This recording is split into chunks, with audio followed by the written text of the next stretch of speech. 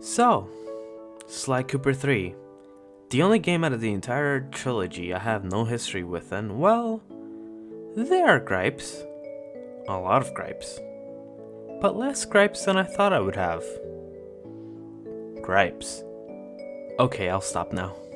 Sly 3 Honor Among Thieves is the final game in the PS2's catalog, and I have to stress that because while fans really do wish Sly 4 didn't happen, it did, and while I would love to say definitively that this is the final game in the franchise, well, that's just not true now, is it?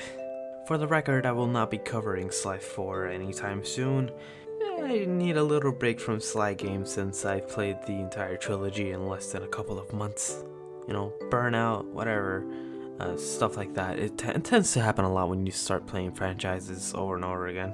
But anyways, Sly 3 released not 1 year later after Sly 2, which already reworked the first game's foundation into something more competent with its premise. Sly 3 looks to use Sly 2's framework into its own, with slight variations into the mix, which I am very mixed on.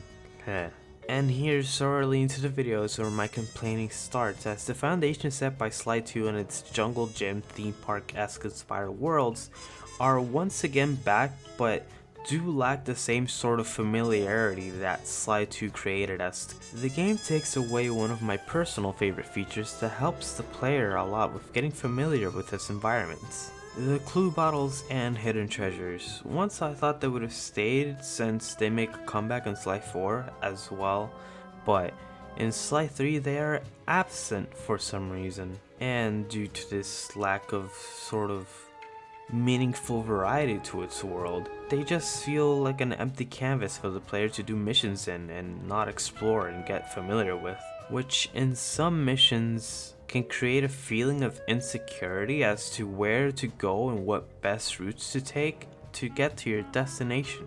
It's a really odd mission and one that kept nagging at me in the back of my head as I kept playing, since Sly 2 did a great job in getting its players familiar with the environments, learning the ins and outs of every level, which helped create plans as to where to go and fill the player with a sense of confidence in their pathing when it all came together perfectly. It almost felt like you were a thief planning out your routes and taking advantage of the terrain as you traversed them with your particular set of skills, while also rewarding the player with the unlockable moves if you managed to get all the clue bottles, and a lot of money if you came back with the hidden objects. And that meant that you were never too strapped for cash in order to make purchases, which I found myself missing a lot in Sly 3, since in Sly 3 you're gonna need a lot more coins with little ways of earning them, since there are way more unlockable moves that return from Sly 2, and even brand new ones with little ways of earning that cash back, which eventually led to the worst feeling in games in my opinion: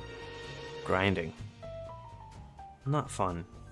And overall, my first impressions for Sly 3 were not good per se, since it was taking things from the previous games that I really clicked with, but the thing that really kept me going was the story, since it doesn't just add new things to the story with the addition of Sly's father's former crewmates, which we get an expansion of in the comics, but also on how it builds on previous established characters from the past few games into its story, with the consequences of the past affecting now in the game, with the Panda King and Murray once again being the best representation of how the characters' previous adventures truly affect them as not just characters, but people who have their own inner struggles and demons to fight against again and again. And hell, even Bentley gets its own arc, which is also one of my favorites.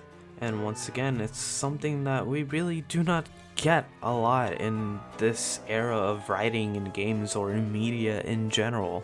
And yes, I'm about to go on a completely different rant than I was supposed to, but it's something that truly baffles me nowadays. The fact that we don't get characters like this anymore.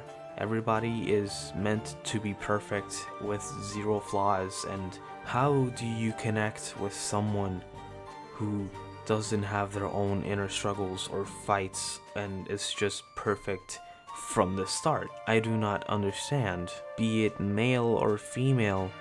Some characters, well, mostly female, some characters nowadays just lack what they used to before, which was, the character. Clearly defined characteristics which let the viewer imagine how the characters would react in certain scenarios, setting up foundations and building up with them, which is something that we got in this franchise and something we didn't get a lot nowadays, and it's sad. It's very few and far between. But that rant aside, the only problem that I really have in the story, it's not so much the story, but a delivery, as everybody's bringing their A game into the voice acting department, all except Carmelita's voice actor, which once again changed.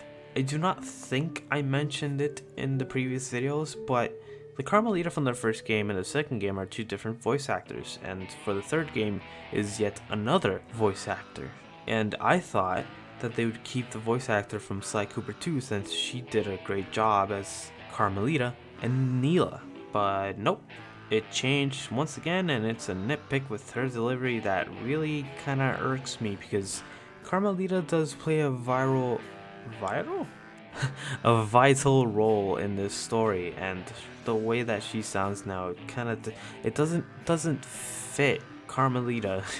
She sounds way younger than she's supposed to be, and it doesn't fit the hard-hitting Latina, sarcastic cop. But anyway, it feels really genuine, and something that, let's say, Jak 3, for example, failed to live up with in my eyes, and even Ratchet 3 as well to a lesser extent, making Sly Cooper to genuinely be the best trilogy out of the entire first-party PS2 lineup. Hell, even the 2D cutscenes took the criticism of some characters just looking off-model and really odd, and really worked to make them look all consistent over and over again, no matter the angle or posing. And even visually, my god, did it impress me, as I still consider Sly 2 to look better overall, since it does have a stronger level of aesthetics than the Sly 3, but man, did this game genuinely look gorgeous at times, not just for PS2 standards, but just generally, as everything just came together perfectly to create such a beautiful aesthetic atmosphere that it blew me away, okay? From the colors to the composition to the way the characters just tend to pop out of the scenario and situations, like it really, I hope I'm showing the examples on the screen, because my god, it genuinely, it genuinely did impress me. I hit the microphone. Except for the pirate stuff and Dead Men Tell No Tale, I don't know, one of the islands genuinely look pretty bad since it's really open and you can truly see the limitations of the engine and the hardware that they were working with at the time. But other than that, I'm really impressed and surprised that this game managed to stick the landing, especially since with just 1 year of development, which is wild since to my eyes, Jak 3 and Ratchet 3 really dropped the ball in their final iterations of their game in one way or another. And while I had the same expectations of Sly Cooper doing the same thing, falling from grace, it just didn't. They took most of what worked and built on it and added a lot of things in terms of gameplay variety and visuals, while also keeping the narrative consistent and engaging and evolving, truly proving to me that the team at Sucker Punch had a clear vision of where to go and what steps to take to get to where they needed to, and they fucking nailed it, making the entire trilogy of these games, as they are now, some of my favorite games, period. And I couldn't be happier.